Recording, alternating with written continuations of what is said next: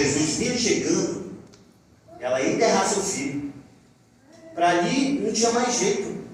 Já era o último caminho, não é verdade? Já ia direto. Quando Jesus chegou, entrou na cidade, Jesus orou e ressuscitou o filho daquela viúva. Aleluia! Quando nós achamos que já está no fim, aí que será o grande começo na tua vida. Aleluia! Glória a Deus! Tudo está dando errado, amados. Mas não desista. Não desista. Não desista. Que você vai. A hora certa, Deus vai tocar no seu coração e vai dar o que você necessita. Eu creio, Amém? Louvado seja o nome do Senhor. Amém.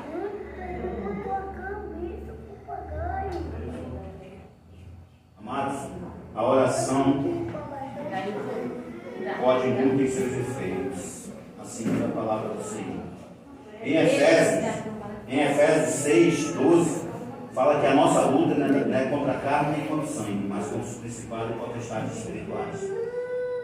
É nesse momento que nós temos que entender que quando o seu irmão de alguma forma ou outra te ofende, às vezes não é ele, amado. Não é ele. É isso que a gente tem que entender. Porque muitas das vezes acontece um atrito dentro da igreja, aí o irmão fica com raiva do outro. Eita, Deus! Não é verdade? Aí vai dizer bem assim. Aí quando chegar lá em cima, Jesus vai olhar e dizer bem assim: estou com raiva de ti. Não é? Se nós estamos buscando o reino, Meu Deus! não é verdade? Então a gente tem que saber se conviver, irmão.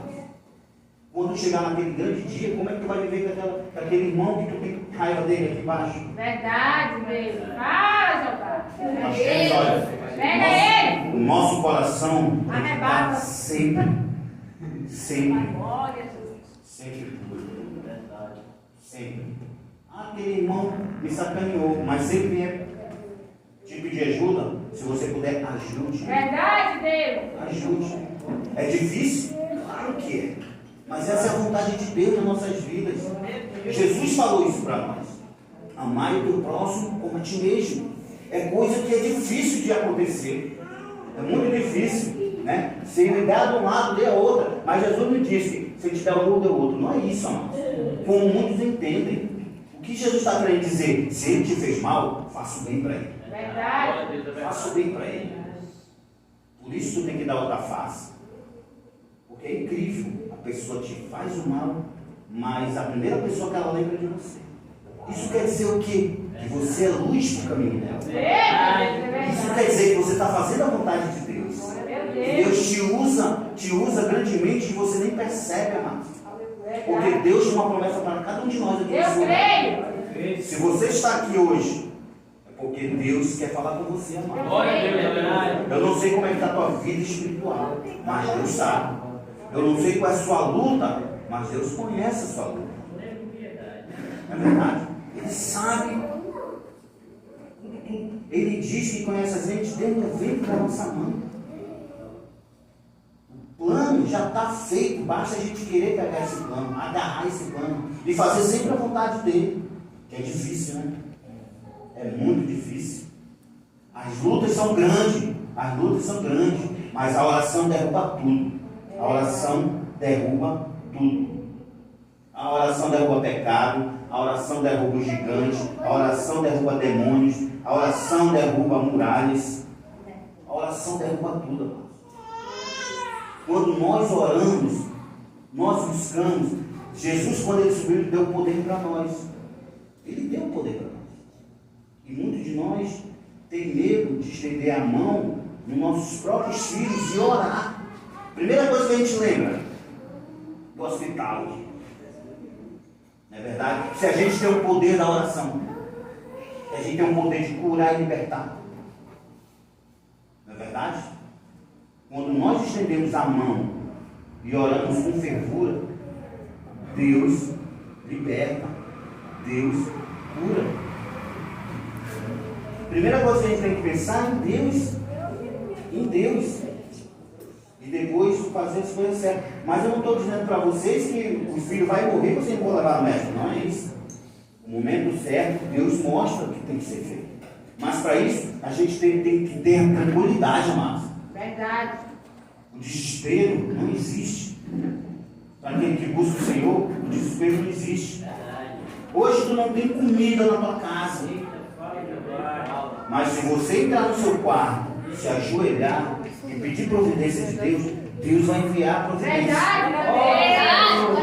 Só que você tem que entender. Você vai dizer, Deus, eu quero 11 horas, eu quero um tambaqui, aquela vinagrete, aquela Coca-Cola. Meio-dia eu quero em cima da minha mesa, Senhor, mas eu não tenho como comprar, Senhor. Mas eu creio que o Senhor vai providenciar. Aí dá meio-dia e nada. Aí tu vai entre no seu quarto de novo, ore de novo. Mostre para Deus que Ele é o único que pode resolver os teus problemas.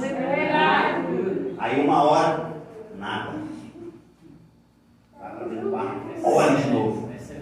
2 horas, chega a tua bênção. Porque Deus gosta de testar. Ele quer saber se realmente você está com Ele. Se você está com Ele na tristeza, se você está com Ele na alegria. Porque é muito fácil você ter tudo em casa e estar agradecendo a Deus. Obrigado, Senhor, obrigado. Mas quando a situação aperta,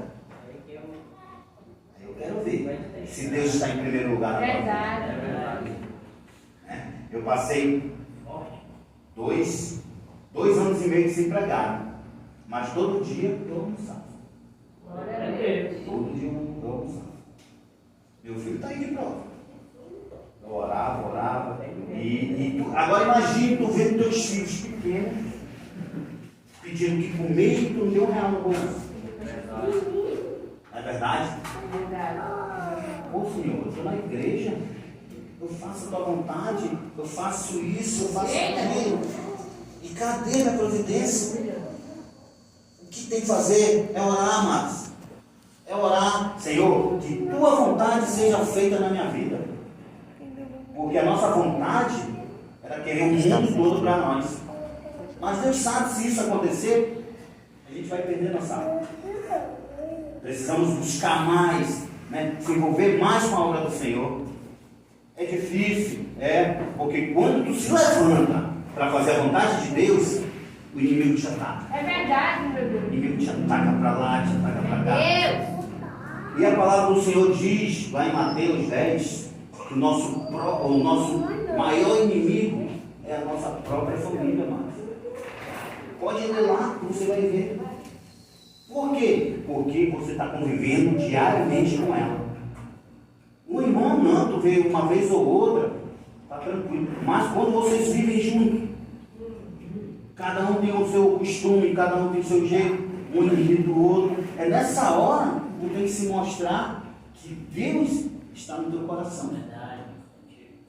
É nessa hora, aqui vocês estão sempre unidos.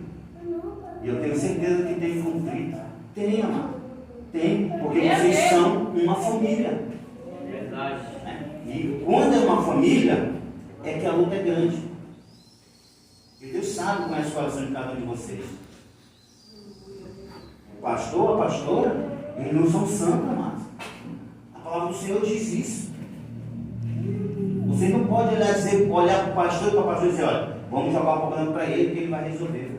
Se vocês podem resolver com a ajuda dele. Muitas das vezes a gente joga a carga todinha para eles. Não te vira, tu é pastor, não te vira. Aí vocês não pensam qual é a dificuldade. Vocês já chegaram e perguntaram para o pastor, pastor, o senhor tem alguma coisa para comer hoje? Eita, Deus! Você deve achar assim, não, ele é pastor e fartos e fartos de comida em casa. Mas não é verdade isso? Não é verdade? Vocês olham para o pastor assim, o pastor, eu vou almoçar na casa do pastor. Ele chega lá, um chibé, uma farinha. E eles esperando a bênção chegar. Entendeu? É isso que a gente tem que entender, amados. O pastor e a pastora precisam muito de oração. Muito mesmo, porque a guerra espiritual é tremenda. Vocês não imaginam como as dificuldades que nós vivemos. Vocês podem tirar por vocês.